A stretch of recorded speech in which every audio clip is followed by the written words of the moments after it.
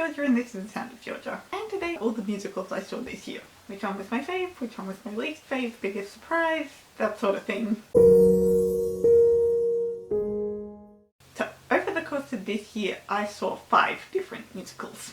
However, I actually went to the theatre 9 times. So, the musicals I saw this year, in order of when I first saw them, I say first in air quotes for reasons you will understand very soon, were Hamilton, Six, Mary Poppins, Phantom of the Opera, and Rodgers and Hammerstein's Cinderella. And I say first in air quotes because I have seen 2 of those shows previously in past years, and because 2 of the shows I saw this year make up for 2/3 of all the trips to the theatre.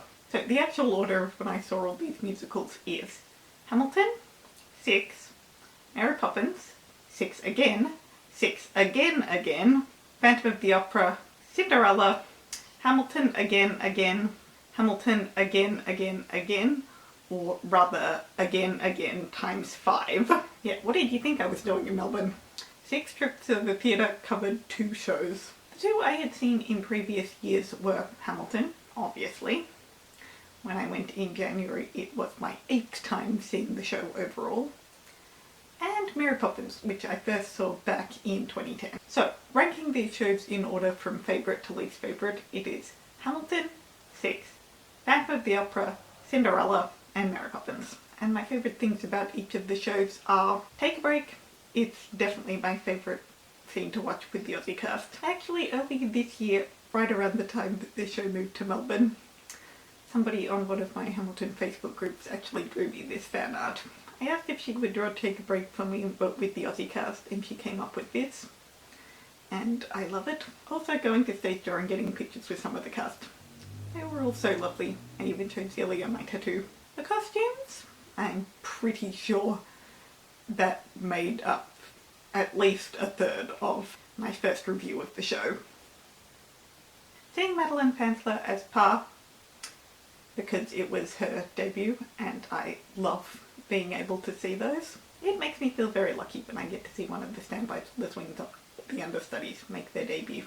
And of course, Seymour's line in the final song, Tudor Von Traps. I snorted the first time I saw it. The chandelier crash, I think where I was sitting was the perfect seat for it to look 100% real. The view I had made it look like it crashed right onto the stage, even though it didn't. Also, Eric's backstory. That makes me very emotional. When the curtain came up after the end of Act 1, I just wanted to give him a hug. When the curtain came up at the end of the show, I just wanted to give him a hug. When I was doing my review of it and talking about Eric's backstory, I was on the verge of tears. When I was filming the video, when I was editing the video, when I was rewatching it before I uploaded it, I was in tears talking about Eric's backstory. I do not condone killing a guy because somebody stole your seat, but I hate every person who was mean to the Phantom of the Opera. Because I relate. Getting to see Nicholas Hammond. And supercalifragilisticexpialidocious. If I had to rank the Mary Poppins things, it would go Mary Poppins Returns at number 1, Mary Poppins at number 2, and the musical version at number 3. And I guess the book would be number 4. But we're just sticking with the visual forms. So, the musical is my least favourite, but supercalifragilisticexpialidocious is better in the musical than it is on film. My biggest surprise was definitely Six.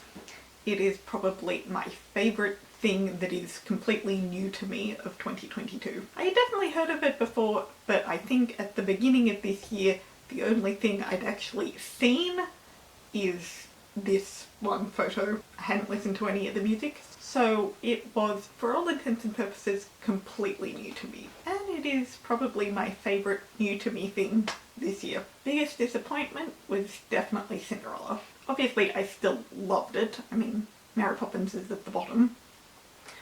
But with Mary Poppins, as I said, it was my 2nd time seeing the show. Having seen it before, I knew exactly what I was going to get, and I got exactly what I expected and nothing more. As I said in my video about going to Mary Poppins, my first thought about this musical will always be it kicked Wicked out of the Capitol Theatre, which was the worst events a musical could make for 15-year-old me. My thoughts on Mary Poppins the musical are exactly the same as they were a decade ago, and that's why it doesn't make the biggest disappointment. finally worked out exactly how to describe my feelings on Cinderella. And I feel like the best way to describe it is that it's not all that different from what some people would say about the Disney live-action remake. A lot of the live-action Disney remakes just get slammed by fans of the original animated movies, which is completely understandable. And my thoughts on Cinderella are not that different in a way. I said this in my last video, but I feel like with the need to pad the runtime and make it the length of a full musical, as well as seemingly want to make Cinderella more proactive, and in doing that they basically cancelled out all of what made Rodgers and Hammerstein's Cinderella really, really original in its first version. With the exception of Sebastian, it was all done very well, but it wasn't as original as the original version, and the uniqueness of it was always my favourite thing. Well, second to Julie. And yes, I would absolutely recommend going and seeing all these shows. And I will definitely be going to see my top 3 again, any opportunity I get. Heck, the fact that I went and saw 6 3 times this year is proof that I'll go and see it again. Because that was not planned originally. It was only when I found out it was coming back to Sydney that I decided I'd go and see it again. And that's everything I've got for today, guys. I hope you enjoyed. Let me know, out of these musicals, which one is your favourite? Are there any on this list you would really like to see but haven't? And I think I'm probably going to make this a yearly thing. Next year's list will include Wicked, Beauty and the Beast and the Rocky Horror Show. And possibly Hamilton again. I'm very seriously considering flying to Brisbane to see it. But that's all I've got for today, guys. I hope you enjoyed. Stay safe, feel free to like and subscribe, and I'll see you in my video next time. So long, bye-bye!